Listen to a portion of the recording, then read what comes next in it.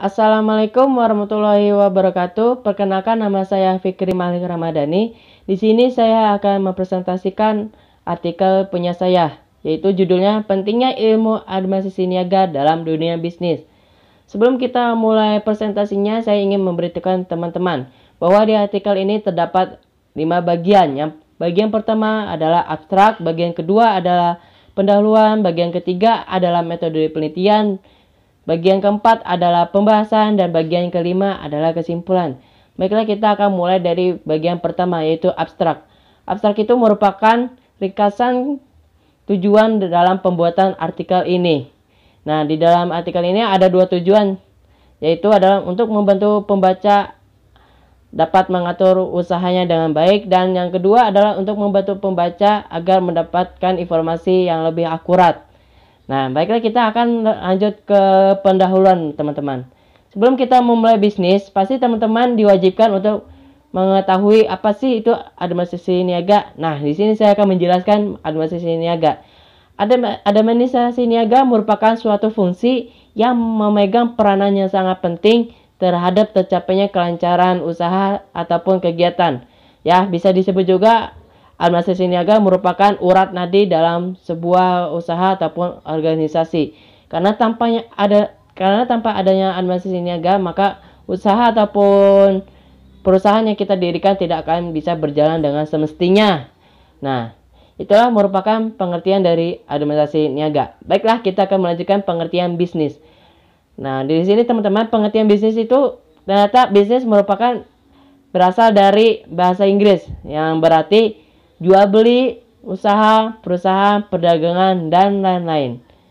Dalam Kamus Bahasa Indonesia, istilah bisnis atau trade diartikan sebagai dagang ya teman-teman ya. Kalau dalam Kamus Bahasa Indonesia itu bisnis merupakan dagang. Nah, itu dia pengertian dari bisnis. Oke, kita lanjut ke metode penelitian. Metode penelitian itu adalah teknik pengumpulan data dalam pembuatan artikel ini. Nah, di sini saya menggunakan 2 metode penelitian, yaitu yang pertama adalah data primer dan yang kedua adalah data sekunder ya teman-teman ya. Kalau data primer ini adalah saya mengumpulkan informasi langsung pada objek penelitian. Jadi saya mau terjun langsung ke dalam dalam usaha bisnis.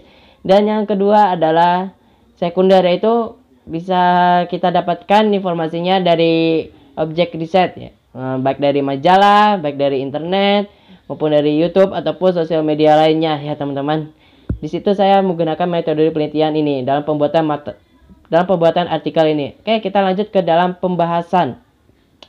Teratur bekerja sama untuk tujuan bersama. Nah, ini juga adalah penting dalam menjalankan dunia bisnis. Jika tidak ada kerjasama antara pemilik dan karyawan, maka bisnis tersebut tidak akan bisa berjalan dengan sempurna ataupun tidak teratur ya teman-teman ya.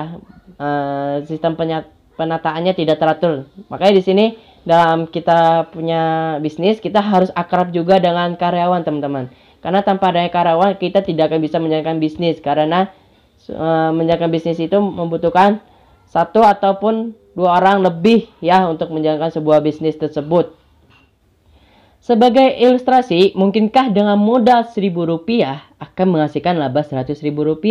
Seperti tafsir yang ada dalam motif ekonomi, yaitu dengan modal sekecil-kecilnya akan menghasilkan laba yang sebesar-besarnya. Ya, dengan cara seperti ini teman-teman. Pada hari pertama teman-teman memulai bisnis, setengah dari penghasilan pada hari itu teman-teman investasikan untuk menjadikan modal lagi.